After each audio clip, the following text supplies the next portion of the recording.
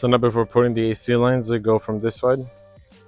We're gonna go ahead and grab them, throw right there, and we're gonna go ahead and clean them. So we'll do that real quick. Same method as before with the brake cleaner fluid. Spray it in there. That'll allow. Hopefully we don't find any more balls in there. Let's do it. Alrighty, so I have gone ahead, replaced all the O-rings and cleaned the lines out. I put the brake cleaner inside, and then I used my air compressor right there to just blow through them into my oil pan. So that's what I did to clean out my AC lines. And for the O-rings, same method. I just oiled them, cleaned it all very well. Now let's put them back in the car. So I've gone ahead and placed a bunch of the lines already. I haven't fully tightened these, but I do want to go ahead and put the compressor on now and put these ends on, because the last thing I want to do is the dryer. That's because you really want to reduce how long it's exposed to the environment for. So the first thing I'm going to do after putting these ones on, I'll put the dryer and then instantly vacuum the system and check it for leaks. So also, this is my belt. I don't use a tensioner. I can put this in the description, but it's the 305K4, and it allows you to just run the compressor, since I don't have hydraulic power steering. I do have an electric power steering rack that I built that I plan on installing and doing a video on, so stay tuned. Quickly going to show you guys how I'm going to go ahead and install it. The way it works is you take the belt and you place it over the pulley on the crank, and then you tilt this forward, which is the compressor, and you lay the belt on.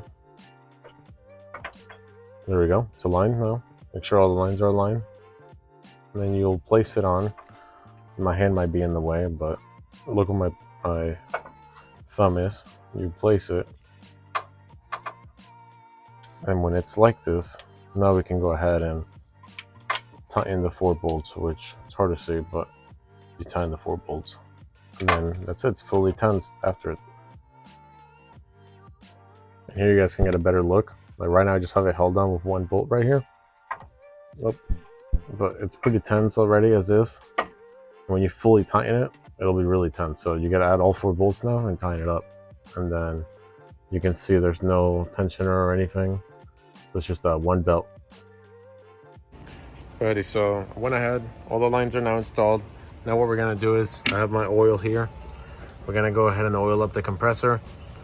I'm a little confused because the car says 8.75 ounces of oil, but the workshop manual says 5.7, but additional 3 if you're installing all new items. So I'm just gonna go ahead and put a bottle of 8, since I am reusing my condenser, but I cleaned that out a bit, so I might have a little bit in there. So hopefully that should do it, I hope. So let's go ahead and put 8 ounces in there, and let's see, let's wish. Alrighty, so what I ended up doing is about almost a full bottle went in there.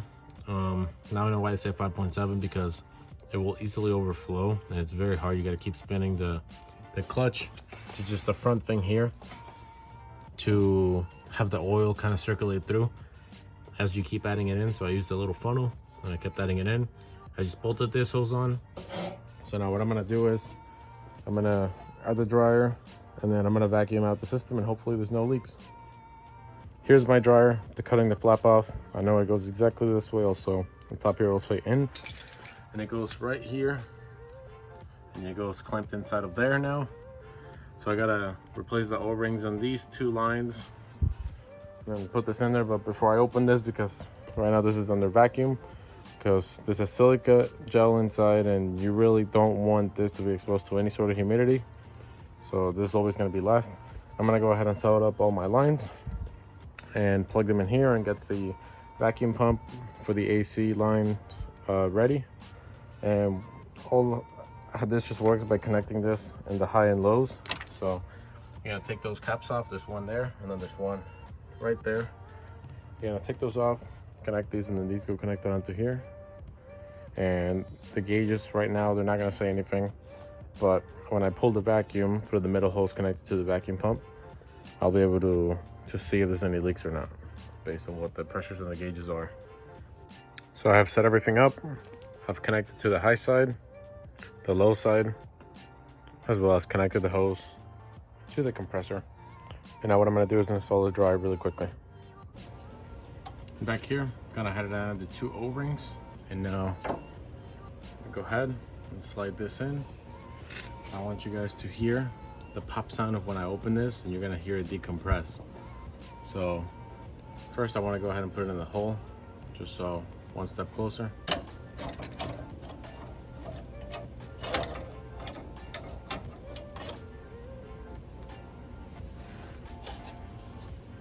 Just went ahead and put the bolt in there, and now it's in there, it's not fully tight, so I'll go ahead and pop it off, making sure that end is on this side and that the side of the back of it that I cut is facing the condenser. So let's go ahead, pop it off. And it's pretty tight on there, so I'm gonna have to go ahead and use my wrench and hear it.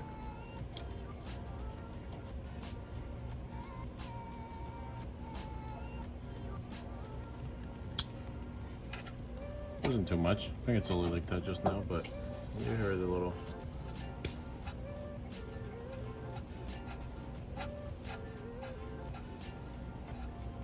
And I would recommend keeping these in case you have to take apart your AC system next time, or for any servicing. You can go ahead and put any of the rubber parts on.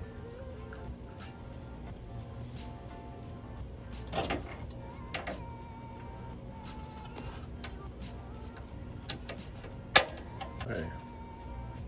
So now that I have gone ahead and put it on, I'm gonna go ahead and finish tightening the bolts or the nuts on here, and then I'll be right back when I start charging the system or vacuum. I'll come back when I vacuum the system. Alrighty. So now that the dryer is fully installed, the whole AC system is closed. At least I hope so. I'm gonna go ahead and open up the valves here. Fully open them up. And here's my high one. Alrighty, they're both open. So now I'm gonna go here to my set of gauges. And these are closed. Turn the air compressor on. And the vacuum pump. And now we're gonna go ahead and open these. And so it already started pulling the vacuum. And it should go down to 30 inches of mercury. So roughly around here, and it should stop there. But I'm gonna go ahead and leave it running for 30 minutes or so, 30 minutes to an hour. And then I'm gonna go ahead and close it off, and I'm gonna leave the system overnight. And tomorrow I'll check if there's any leaks. You don't have to leave it that long, but I don't have anything better to do, so I'm just gonna leave it overnight. It's halfway done vacuuming, or the time I'm gonna leave it vacuuming. In the meantime, I've gone ahead and cleaned up the whole area. That was a big mess. Yeah, I moved the stuff here. I got rid of the chair. So hopefully there's no leaks when this is done. As soon as I hit the 30-minute mark or an hour, whatever, when I come back, I'm gonna go ahead and just close these, and then I'll just leave the gauges in here overnight, and then hopefully tomorrow morning when I check it, and you guys will be able to see it too, they'll hopefully, you know, still hold pressure. Alrighty, enough time has passed. So what we're gonna do now is we're gonna go right here to the gauges, record the reading right now.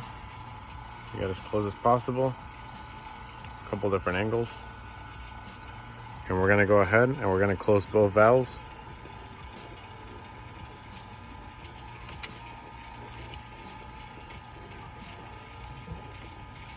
And as soon as both of these are closed, then we're gonna go to the compressor and we're gonna turn it off. And now I'm gonna go ahead and take out the middle hose and put the compressor in the garage, and I'm gonna leave the gauges inside the engine bay overnight, and tomorrow we'll check up on it. So far it hasn't moved.